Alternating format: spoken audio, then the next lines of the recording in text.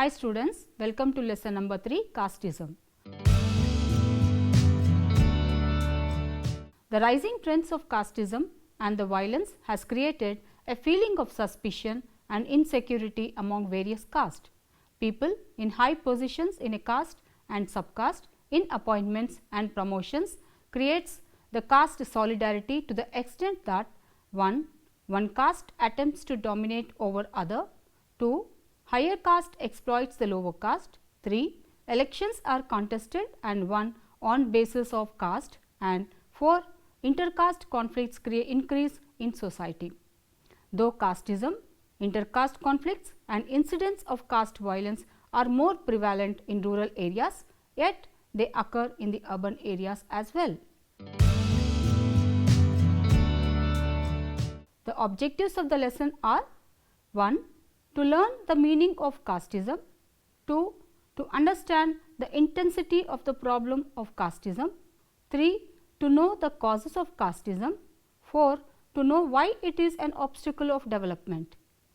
In India, on one hand, the caste is becoming weaker due to the influence of such factors as the industrialization, urbanization, increase in the means of transportation, popularity of English education, political and social awakening, democratic government and laws abolishing untouchability, etc.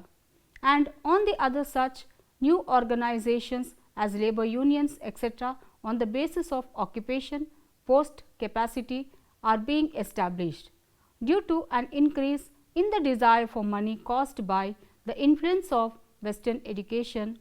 The sense of superiority or inferiority is now based on wealth and social power rather than on caste.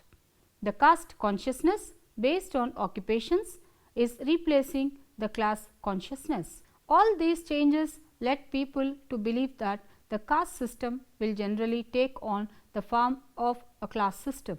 But while on the one hand class consciousness seems to be progressing, on the other one can see progress in casteism as well.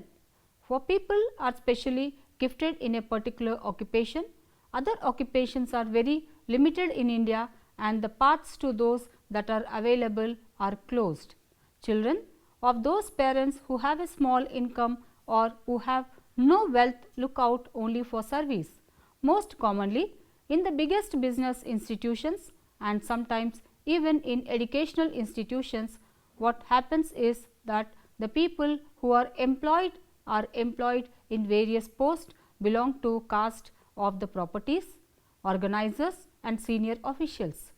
Casteism of a similar type of people who are employed in various posts belongs to the caste of proprietors, organizers and senior officials. Casteism of a similar type prevails also in government services and political elections. Hence, it cannot be asserted that at the present time caste is being destroyed and classism being asserted at that the present time caste is being transformed into classism. It is difficult to make an unqualified statement concerning the future of the caste system. It is certainly true that the restrictions of marriage, diet, mode of life, behavior, etc., based on the caste system are breaking down. But as has been described previously, casteism is increasing and caste system is being encouraged by some political and social factors. Actually, it seems more or less definite that there is no possibility of the caste system being eliminated from the Indian society in the near future. The root of the caste system goes deep in Hindu society, and as it is basis on the important and beneficial principles of division of labor, specialization, etc., foreign invaders made their best efforts to wipe out the Hindu caste. But in spite of all efforts, the Muslims and Christians, not much change was brought in the caste system. It has definitely been affected somewhat by the influence of Western education and culture, and its form has undergone a vast change further in future. It may even change beyond recognition. It will also be influenced by the development of the sense of democracy and nationalism. industrial progress and by new political and economic movement. The meaning of casteism. Let's look into the meaning of casteism. Casteism is partial or one-sided loyalty in favor of a particular caste. When any mode of thinking assumes the form of casteism, it becomes rigid and partial. In the sense of caste, it implies a specific status in society does not pertain to casteism. The sense of caste and the tendency to consider the interest of one's own caste as opposed to the other caste are attached to it. In this manner, the members of one caste, if the interests of their own caste are furthered in so doing, it is necessary to define casteism as its form and nature are to be clearly and precisely understood. According to one view, casteism is loyalty to the subcaste. In this way, it is only because of casteism that the Smiths want to benefit only the Smiths, while the Johnnists want to come to the aid of other Johnnesses. It matters little if the members of the other caste are irreparably harmed, if it does not cause any concern to the Smiths and Johnnists. But casteism is apparent also in the form of loyalty to the caste translated into politics. In this way, caste has been dragged into political arena in the forms of casteism, such as Brahminvada and Kayasthavada. Thus, it has been called blind group loyalty. This opinion, casteism, is the blind and consequently irrational loyalty to the community. In this, all considerations of proper or improper, justice or injustice are thrown to winds in the face of the interest of one's own caste, and these must be achieved. Casteism, therefore, is an overriding, blind and supreme group loyalty that ignores the healthy social standards of justice, fair play, equity and universal brotherhood. In this way, then putting it briefly, casteism is a blind group loyalty towards one's caste or subcaste, which does not care for the interest of other caste and seeks to realize the social, economic, political and other interest of its own group. This definition of casteism includes all the preceding definitions of the concept and tends to clarify further the political aspect of casteism. In independent India, competition among different castes seems to be the normal situation. With the passing of political power to the people, castes have become pressure group and are competing for power and using power to benefit caste fellows. Many examples are cited in this regard. In 1950s, there was a case of a state in which a Reddy chief minister appointed a large number of Reddys as ministers. In one state, a Jain officer gave preference to Jains and Rajput officer to Rajputs in all appointments. This tendency increases not only hatred for other castes, but also leads to caste conflicts in the country. Such conflicts abound in Bihar, UP, Rajasthan, Tamil Nadu, Karnataka, Gujarat and Maharashtra. When one caste numerically preponderates over other caste in one geographical area, it seeks the position of a dominant caste by attempting to secure economic and political power. When a caste enjoys one form of dominance, it is frequently able to acquire the other forms as well in course of time. Casteism creates such solidarity among members that they use their unity to assert themselves or exploit the deprived caste. The best examples of this nature are found in Bihar among Bhumihars, Yadavs, Kurims, Dalits, etc. In politics, since last few decades, casteism factor has been playing an important role even in the selection of candidates for contesting elections. In seeking votes also, this factor is played upon heavily. The National Integration Council, set up in June 1962, has been striving to deal with problems of casteism, regionalism and communalism. The council set up in 1968 separate committees to deal with these problems, all these committees produced worthy recommendations focusing on guidelines, legislation and administrative action. By 1970, all this lapsed into an inaction. In 1980, the second incarnation of the National Integration Council met in 1980 and again in 1984. This time also 3 subcommittees were set up, but they too failed to do anything substantial. The September 1986 meeting set up a subgroup of 5 persons to foster national integration. In February 1990 and again in 1991 and July 1993 came yet another incarnation of the NIC, but no solution has been evolved till date on the burning problem of containing casteism and communalism and creating national harmony. Rural people pass through a series of problems which affect their survival and quality of life. The problems of the rural poor throughout the country appear to be common.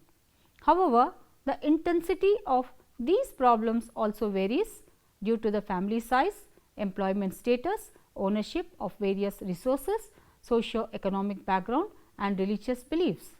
These restrictions need to be taken into consideration while proposing suitable solutions for tackling the problems of rural development. Fortunately, the Government of India has been giving top priority to rural development and tackling its social problems. Casteism is one of the rural social problems which is very peculiar to Indian society. Indian society is a country of various religions. Each religion is subdivided into different castes and these castes again into subcaste. The culture of each caste varies, though they all belong to one religion. Among these castes, certain are given a high status and others a low status depending upon their caste occupation. In such a society, there is every possibility for caste conflicts to occur. These conflicts have their origin in casteism, which refers to the hatred of one caste by the other or the attempts made by the members of one caste to gain personal advantages to the detriment of interest of the other caste members. In brief, casteism refers to one-sided loyalty in favor of a particular caste. Casteism leads to the members of one caste to exploit the members of other caste for their own vested interest in the name of superiority or inferiority. According to R.N. Sharma, casteism is a blind group loyalty towards one's own caste or subcaste which does not care for the interest of other caste and seeks to realize the social, economic, political and other interest of its own group. According to D.N. Prasad, casteism is loyalty to caste translated into politics. It is an overriding, blind and supreme group loyalty that ignores the healthy social standards of justice, their play, equality and universal brotherhood. Casteism is considered as a social problem as it disturbs the sound governmental politics and democracy and paves the way for mutual group conflicts. Casteism is manifested in form of clashes between various castes for higher share in the socio-economic privileges and power. Now, let us discuss the causes of casteism. The causes of casteism are various. Some of them are as follows. 1. The most important cause of casteism is the desire of a particular group tends to improve the status of its own caste. Casteism increases in order to achieve such status. The members even adopt the most improper methods to enhance the prestige of their caste. In doing so, no wrong in adopting even the most downgraded and deleterious methods. But the prestige of the caste can be maintained only on the ground that every opportunity be availed of in order to improve the social status of members. In order to achieve this objective, every caste provides its members with all possible privileges in order to raise their social status. This tends to increase casteism. 2. The second cause that encouraged the development of casteism is the restriction on marriage that prevails in Hindu society. Under the caste system, the restrictions that apply to marriage turn every caste into a monogamous group in which each individual looks upon himself as related in some way to all the others, and for this reason everyone pays proper attention to the interest of others. The endogamy rules of marriage within the group is another factor. Under the caste system, which allows casteism to perpetuate, such restrictions placed on marriage forces an individual to marry within his own caste group, which brings about cohesion within the group, thereby increasing casteism. Third, with the advent of the tendency of urbanization, it becomes possible for all castes to collect in large numbers in towns. At the same time, the lives of members of various castes became beset with problems, as a result of which it became necessary to provide security for them on a communal basis. Casteism is spreading because of the necessity to fulfill this need of security. The feelings of caste were easily carried through the members from rural areas to urban areas through migration. 4. Easy access to the means of transport and communication is other factor which contributes to the growth of casteism. The members of the same caste who were previously not much in touch with each other are now able to establish intimate relationships. The spread of feeling of casteism became easy through mass media such as newspapers, magazines, etc. Let us discuss the impact of casteism on society. The impact of casteism on society is severe. Right from the individual to the whole nation, it affects the society as a whole. Some of the ill effects of casteism are as follows. 1. Casteism perpetuates the practice of untouchability and becomes an obstacle in providing social equality and justice. 2. Casteism proves to be a threat to social order, stability, peace and harmony in the society. 3. Prevalence of casteism shows that the people are tradition bound, conservative and orthodox in thinking. It may cause a hurdle to the upliftment of women because of lack of encouragement from caste conscious groups. 4. Casteism divides society into different segments and results in conflicts and tensions and between these segments. These continuous conflicts and tensions between various segments hinder the development of the nation and growth of nationalism. 5. Casteism results in political disunity and affects the smooth and successful functioning of multi-party democracy like India. 6. Casteism indirectly can be the cause of corruption. Members of a caste try to give all facilities to the person who are from their own caste, and in doing so they do not hesitate to involve in the most corrupt activities. 7. Casteism has become an instrument in the hands of political leaders. Many political leaders during elections try to procure votes on caste basis rather than their own capacities and capabilities. This results in election of underserving candidates who do not hesitate to promote their own caste interest at the cost of common good. Thus, casteism proves to be a hindrance to democracy. 8. Because the appointment in government and private services is done on the basis of caste, there seems to be a continuing increase in the number of inefficient and worthless people. Merit and efficiency may not be given importance if appointments to various positions both in the public and private sectors are based on caste considerations. This results in hindering the technology and industrial efficiency. 9. It also becomes an obstacle in achieving social mobility. 10. Casteism sometimes leads to religious conversions, especially among the low caste groups who are not financially sound.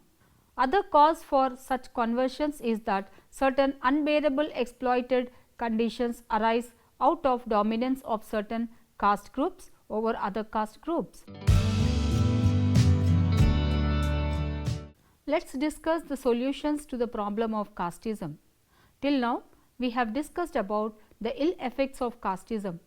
Then what could be done in order to eliminate or minimize the problems of casteism? Some of the solutions for the problem arising of casteism to some extent. 1. The greatest need for a solution of the problem of casteism is proper education. Providing value-based education to children from childhood can solve the problem of casteism to some extent. 2. Various social agencies like family, school and mass media must be given the responsibility to develop a proper broad outlook among children which will negate the feelings of casteism. For example, creating awareness about the ill effects of perpetuating the traditional caste system. 3. The literary programs must be taken up in rural areas as the caste feelings which further perpetuate casteism are more in rural areas.